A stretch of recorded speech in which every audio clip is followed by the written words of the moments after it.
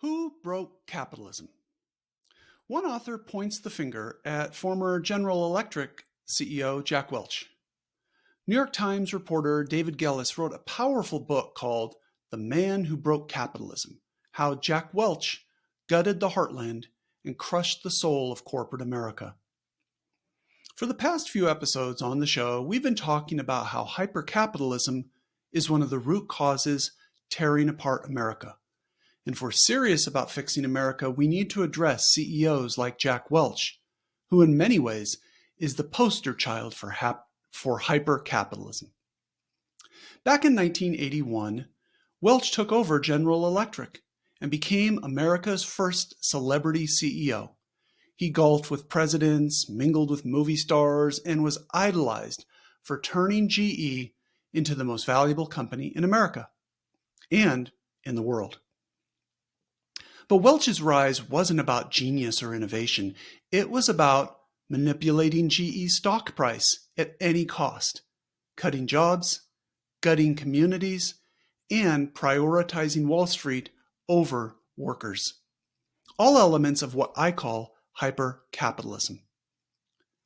Gellis shows how Welch's obsession with layoffs, outsourcing, failed mergers and acquisitions, and financial engineering didn't just reshape GE, it rewired corporate America.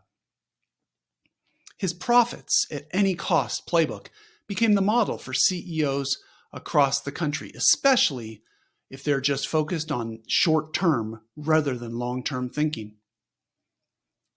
And we're still living with the fallout today: a hollowed-out middle class, weaker communities, and an economy designed to serve shareholders and executives while everyone else gets left behind.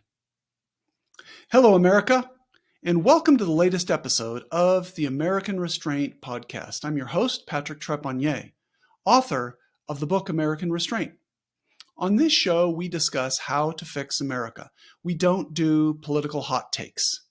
We try to look at how to fix America from a long-term perspective by shrinking Washington, D.C. and its power. We also look closely at some of the root causes of American brokenness, and today we're looking at how CEOs broke capitalism.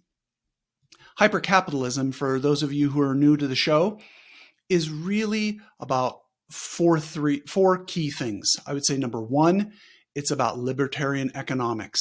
Number two, it's about how big business broke capitalism. Number three, it's about how CEOs broke capitalism, which is what we're talking about this week. And number four, it's about how Wall Street broke capitalism. And we'll be talking about that next week. So you put together all four of those shows, I think it gives you a really good picture of what is hyper-capitalism.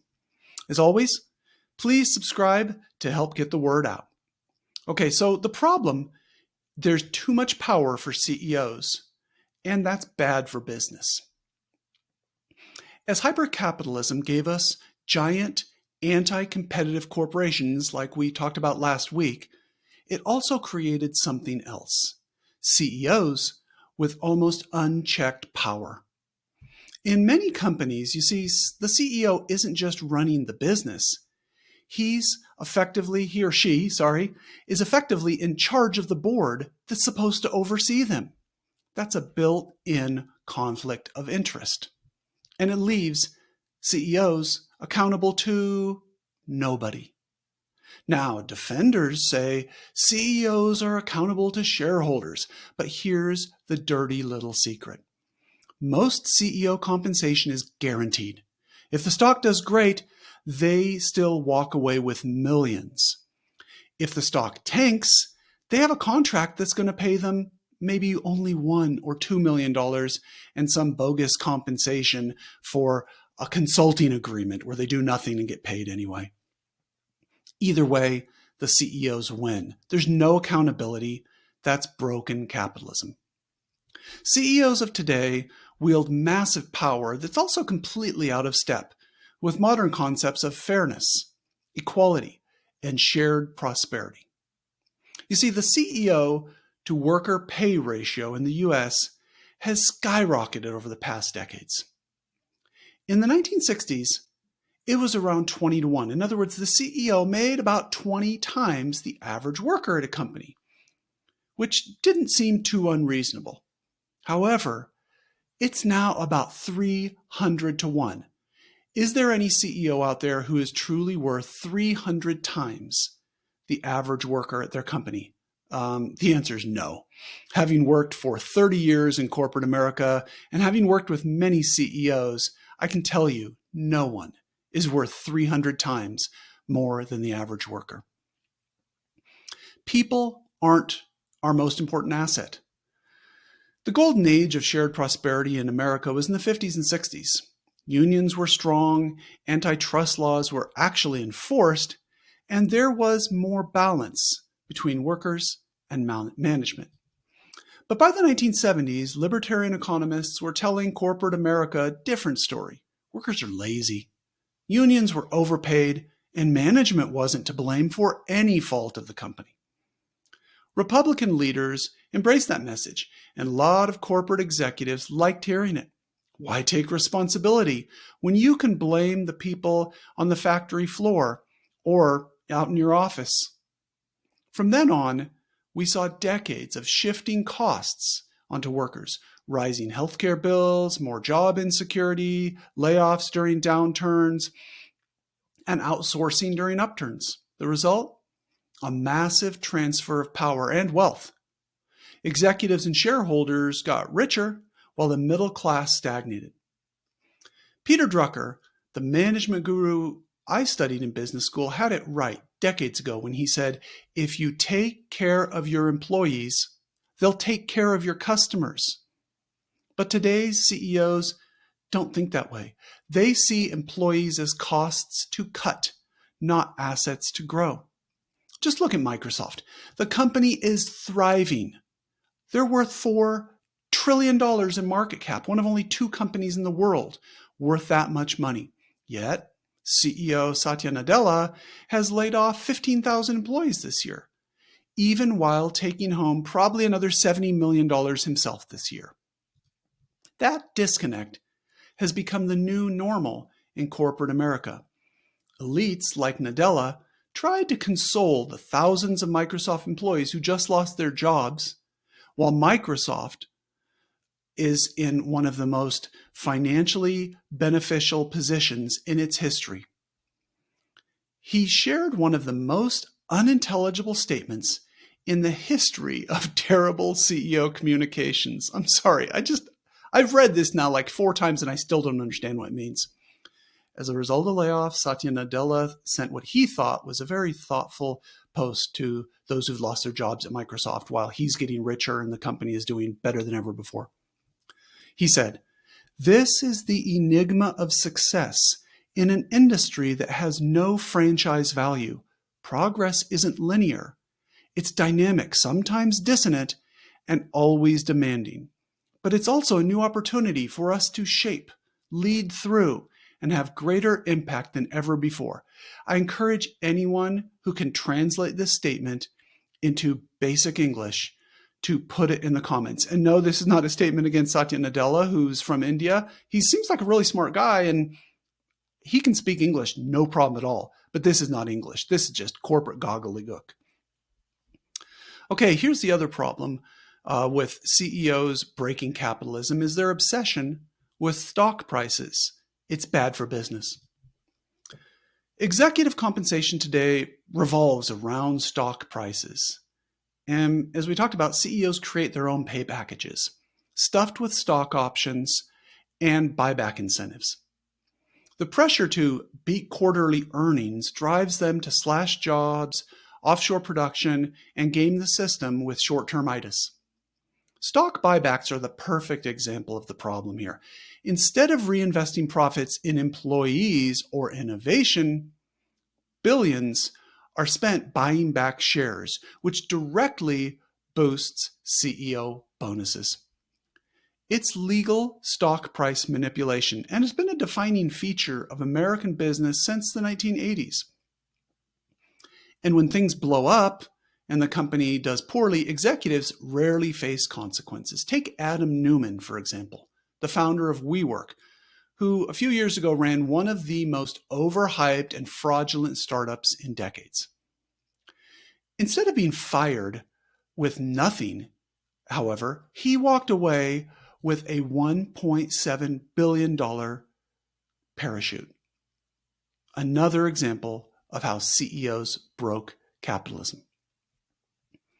Another example is fraud as a feature.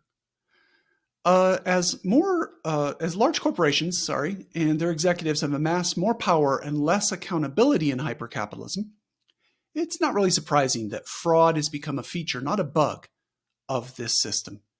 As capitalism has become more corrupt, massive fraud settlements have worked their way across every major sector of the economy.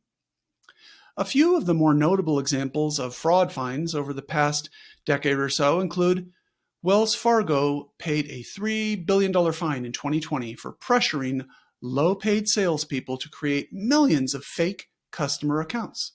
Facebook paid $5 billion for lying to users about using their private data. Volkswagen, $14 billion in 2016 for cheating on U.S. emissions tests and then lying about it.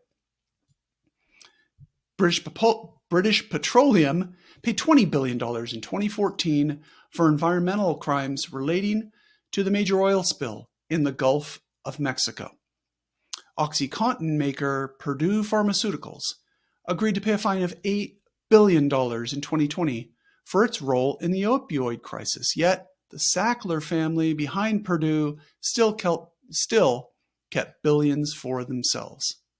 I could keep going on for hours on these multi-billion-dollar fines, how many companies have paid them and just walked away like nothing happened. I really could, but I've got to repeat, where is the accountability for CEOs here? Why does this keep happening in company after company and industry after industry? The answer, because CEOs view these fines as mere speed bumps on the way to monopoly power. So, how do we fix a system where CEOs broke capitalism? This is where the restraint formula from my book, American Restraint, comes in.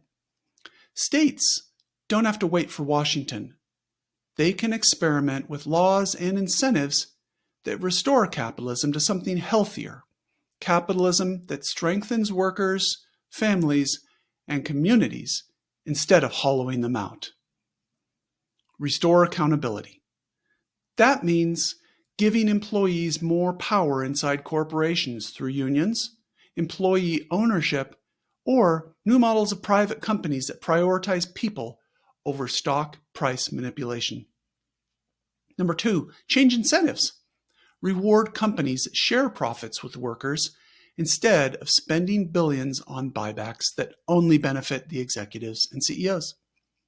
Shift reporting requirements from quarterly to semi-annual to encourage businesses to plan and invest for the long term instead of the short term.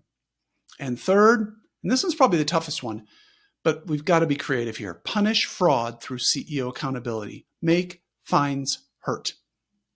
And when executives break the law, hold them personally accountable. I know this sounds drastic, but something has to be done to get CEOs' attention and stop all of these slap-on-the-wrist fines handed out to massive corporations who are probably just going to go do it again.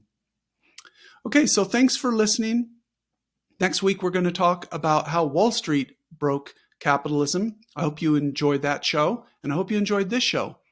America can be fixed, but only if we're willing, to rethink how our economy works and confront the root causes of hyper-capitalism. CEOs are one of the groups that broke capitalism, but with the right reforms, states can push back on hyper-capitalism and get us back to good old-fashioned capitalism. And remember, America can be fixed, but only if we choose restraint. All right, have a great day.